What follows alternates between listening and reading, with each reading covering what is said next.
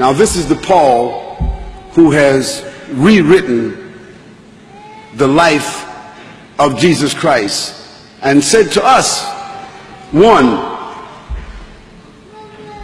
Jesus said, I came not to change and alter the law. Whose law?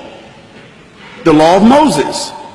Not one jot, nor one tittle, till heaven and earth shall pass away. No one must change or alter the law. For anyone that does so is the least in the sight of God. That's what Jesus said. Now Paul said he came with a new covenant. Paul said he came with a New Testament. Paul said he came to the Gentiles, and that they no longer had to, those that followed Paul, they no longer had to observe the law of Moses. What was the law of Moses? The 10 Commandments. They no longer had to. They could eat pig's meat. The Jewish people today, following the law of Moses, they can't eat pig's meat. So how could Paul change that law and tell them they could eat pig's meat? Paul said they didn't have to circumcise. All Muslims, all Jews, all of those that follow the prophets are circumcised. How is it that Paul said they don't have to be circumcised? Paul said they didn't have to observe the Sabbath. Now the Sabbath is one of the commandments, one of the 10 commandments. And Jesus said, when they asked him about, Jesus said, do you know which is the greatest of all the commandments? What commandments was he talking about? He's talking about the commandments of Moses. He said, do you know which is the greatest commandment? Jesus said, love the Lord thy God with all thy heart and all thy mind and all thy soul. This is what Jesus said was the first of the commandments. Because that commandment from Moses was, hear ye, O Israel, the Lord thy God is one, and thou shalt not worship anyone except the Lord thy God, and thou shalt not bow down to any graven images in the heavens or in the earth or in the sea below. For the Lord thy God is a jealous God, and thou shalt not worship any gods along with him. That was the first of the commandments. But Paul said we didn't have to observe that commandment. And it was through the epistles of Paul that Constantine later on, 300 years later, he decided to reconcile this new Jesus at the Council of Nicaea.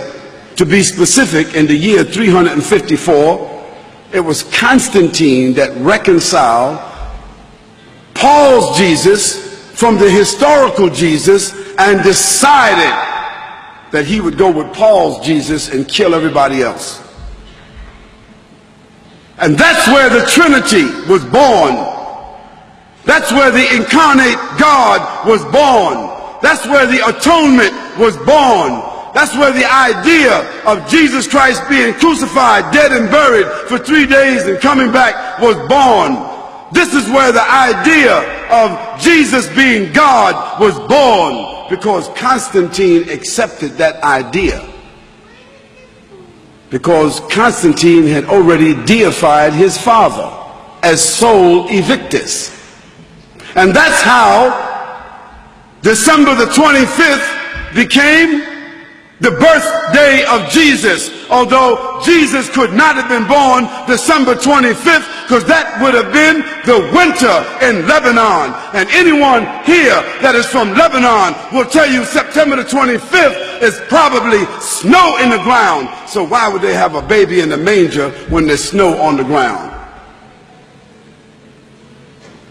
But that was the date of the Sol Invictus. And that's when they changed the Sabbath from Saturday, from Yom al-Sabt. Yom al-Sabt. All the Arabs in this room know Yom al-Sabt. The Sabbath is Saturday. So how did the day of worship for the Christians become Sunday? Because that was the day of the worshiping of the sun. And that's the day that Constantine worshiped. And that's where they took the name of Jesus and changed the Sabbath and made it into Sunday. And Moon Day, Monday. And Tuesday, another god. And Wednesday, another god. And Thursday, another god. And Friars Day, another god. All gods of the Romans and the Greeks. What did that have to do with Jesus Christ? Absolutely nothing.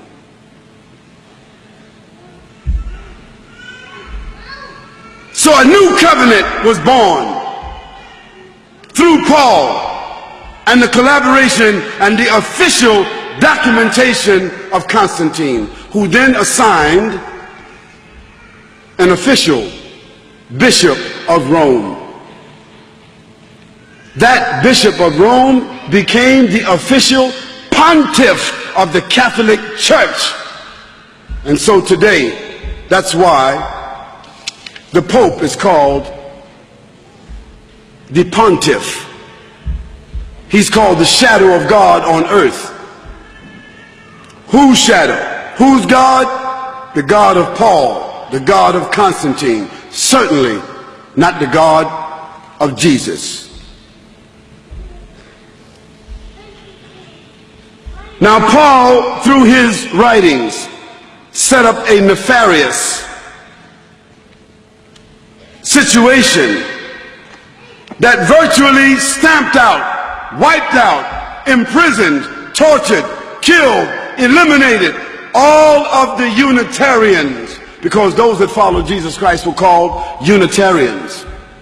That means they were subscribing to one God. And what happened to the Unitarians? They were thrown to the lions. They were thrown to the lions until they were gradually eliminated. Then Constantine made Christianity the official religion. Why? Because he made a distinction between the Nazarenes and the Christians. If you were Christian, you were cool. If you were Christian, you were official. If you were Christian, you could be assimilated. If you were Christian, you were Constantized. If you were acceptable, if you embraced the Pauline doctrine, then you became a Christian.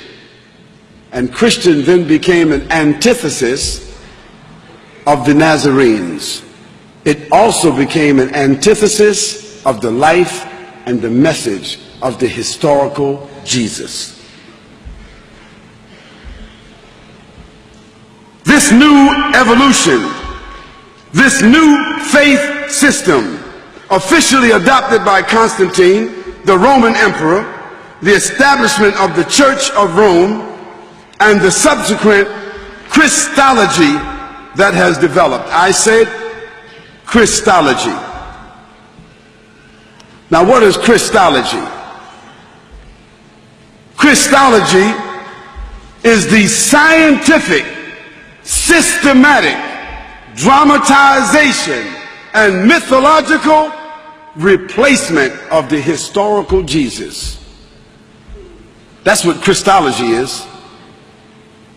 Because if we want to love Christ and follow Christ, we have to follow the real Christ. We have to follow, find, and subscribe to the historical Christ. The issue is, who is willing to follow the historical Christ? And even after you receive the information, some of you are angry right now. If you had some rocks, you'd probably stone me right now.